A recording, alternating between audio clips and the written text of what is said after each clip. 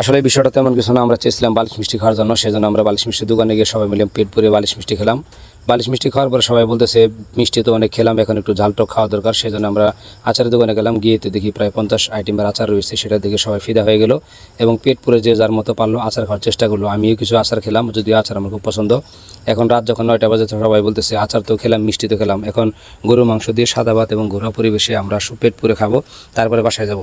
তাছাড়া আপনারা জানেন মাঝে মাঝে আমরা এই অনুষ্ঠান করে থাকি। আমরা মেঘনা গ্রুপে যারা আছি সবাই একটা পরিবারের মতো কাজ করি, সারাদিন সুখে দুঃখে আমরা যাই করি না কেন, কিন্তু খাবার সময় কেউ কাউকে বাদ দিয়ে খায় না।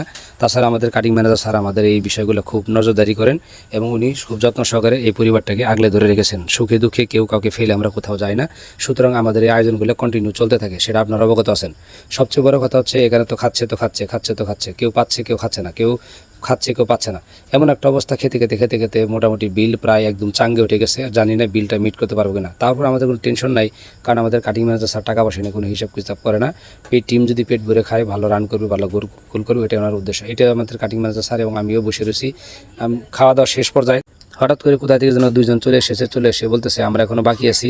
ও মা, সে কি, এরা এখনও খাইনি। যাই হোক, কোনো বিষয় না, কেউ তো খাচ্ছে, কেউ গল্প করতেছে। খেতে একদম হোটেলে খাবার মোটামুটি শেষ পর্যায়ে, বুঝতেই পারতেছেন 40 থেকে 50 জন মানুষ একসাথে খেতে বসলে হোটেলে একটা এলিমেল অবস্থা, তারা কোনোভাবে কন্ট্রোল করতে পারতেছে না।